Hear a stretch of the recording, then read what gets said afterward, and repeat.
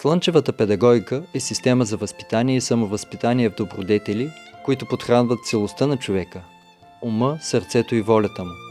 В нея се приплитат ритъмът на природата, музиката, уникалната българска система паневритмия, упражнения за развитие на способности и трансформиране на състояния.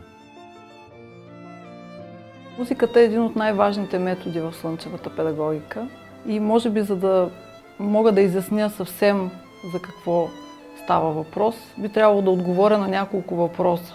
Кога използваме музика? По всяко време, от сутринта до вечерта, във всички занимания на децата, в свободните им игри. По всяко време, защото музиката по принцип присъства в живота на човека по всяко време. Тя ни заобикаля от всякъде и ние имаме доста широко понятие за това, което е музика. Възприемаме като музика и музиката на звуците на природата. А те наистина са навсякъде около нас. Така че кога? Винаги. Къде? Навсякъде. Една мелодия, тя не е просто мелодия. Тя има отношение към живота на нашето сърце, към нашите чувства. Хармонията има отношение към нашите мисли. Ритъма има отношение към нашите действия. Значи, когато ние съчетаем мелодия с ритъм, мелодия, хармония и ритъм, ние всъщност работим за развитието на ума, на сърцето и на волята си. Нашата и съответно и на децата. Чрез нея можем да създадем светове нови в децата. Тя може да действа по всяко време и навсякъде. Тя е толкова нежна, че не наранява никого.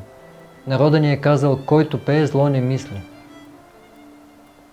Аз го преформулирам, който пее, право мисли, добро мисли и добре мисли. Всички ние, възрастните, би следвало да имаме доста голяма отговорност за това в каква звукова среда поставяме децата. И ако част от звуковата среда не зависи чак толкова много от нас, защото те се срещат с нея навсякъде, в магазина, в колата, в метрото и така нататък, то една част, тази за която отговаряме ние, възпитателите и учителите, зависи изцяло от нас. Затова ние използваме комплекс от слънчеви песни, слънчеви упражнения, които са израз на нашия идеал. Музиката да отговаря на нашия идеал, т.е. тя да работи за развитие на добродетелите на децата и за хармонизиране на техните ум, сърце и воля, мисли, чувства и действия. Използваме за да трансформираме състояния понякога. Някой е тъжен, някой е ядосан. Това се случва и на нас, не само на децата. И музиката е варианта, с който да се справим с тези състояния. Всъщност тя наистина е най-нежният и най-деликатен начин за възпитание, защото тя не назидава, не казва директно прави така, не прави така, ти защо го направи.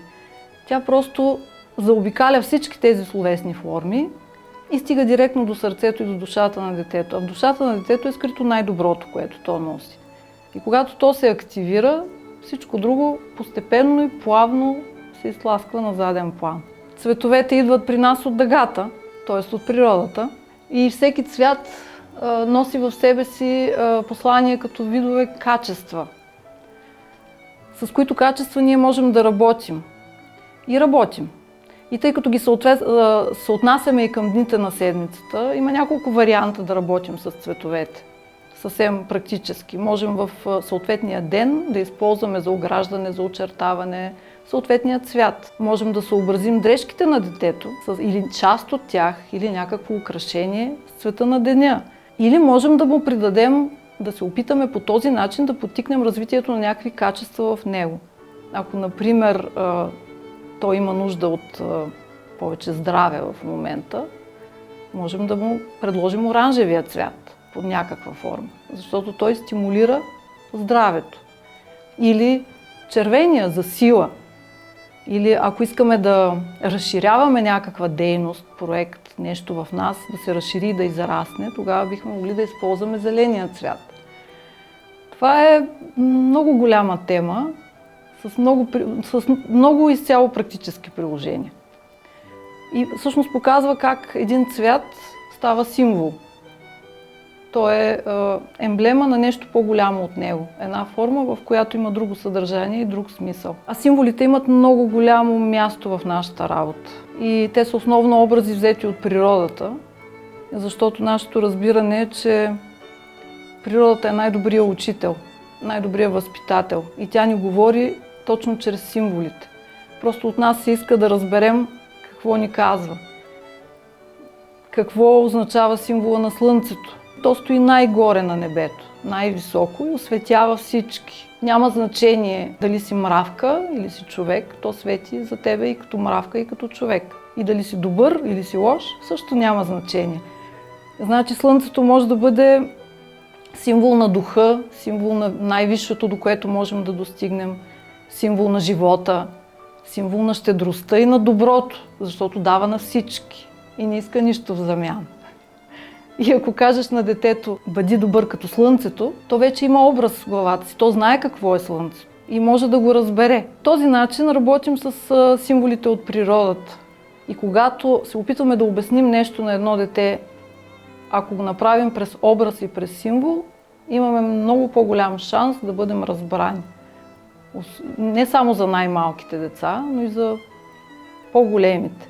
Защото това е жив образ, който кореспондира много надълбоко в тях. За малките е определящо, защото за тях логическото мислене и всякакви такива неща все още не са удачни. Но по принцип работи за всички, дори и за възрастните.